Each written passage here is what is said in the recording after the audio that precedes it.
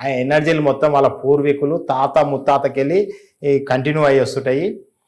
అదే ఇప్పుడు మీకు సింపుల్గా ఉదాహరణ చెప్తా. ఒక నలుగురు అన్నదమ్ములు ఉన్నారు అనుకోండి. ఒక వంశంలో నలుగురు అన్నదమ్ములు ఉంటారు. బాగా డబ్బు ఉంటుంది వీళ్ళ దగ్గర. నలుగురిట్లో ఒక్కరికి ప్రేమ ఎక్కువ ఉంటుందిగా, అతిలా ఉంటుంది ఒక్కరికి, ఎవరికో ఒక్కరికి.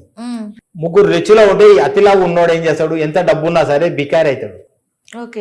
వీడేం చేస్తాడు, రోజు గుళ్ళకోతాడు, అందరికి సాయం చేస్తాడు, ఊళ్ళో ఉన్న పనులన్నీ నావే అనుకుంటాడు, ఊళ్ళో సమస్య అతందే అనుకుంటాడు, ఎవరికి ఆపద వచ్చిన వీడే ముందలు ఉంటాడు, లాస్ట్కు చెప్పులు లేకుండా అవుతాడు వాడు. అంటే వాడు ఎంత సాయం చేసి ఎన్నిసార్లు గుడికి పోయి ఎంత చేస్తున్నా కొద్దిగా వానికి ఏమవుతుంది అంటే, గుడికి పోతే వాడు ఏం చేస్తాడు, బిచాలకు దాన ధర్మాలు చేసి వస్తుంటాడు. ఊకోడు, గుడికో దేవునికే మొక్కిరాడు, వాళ్ళందరికీ సాయం చేసి వస్తాడు. ఆ చేస్తున్నప్పుడు ఏమైందంటే ఇతను చేసే సహాయానికి అక్కడ ఉన్న మనుషులకి ఇతని మీద ఒక రకమైన ఫీలింగ్ ఏర్పడుతుంది. ఆ ఫీలింగ్ ఏర్పడకంలో ఏమైందంటే వాడు చనిపోయినాక వాని ఆత్మ వచ్చి వీడిని పట్టుకుంటుంది. బతికినప్పుడు నువ్వు సాయం చేస్తే నువ్వు చనిపోయేదాకా ఈ ఆత్మ కూడా నువ్వే పోషించాలి.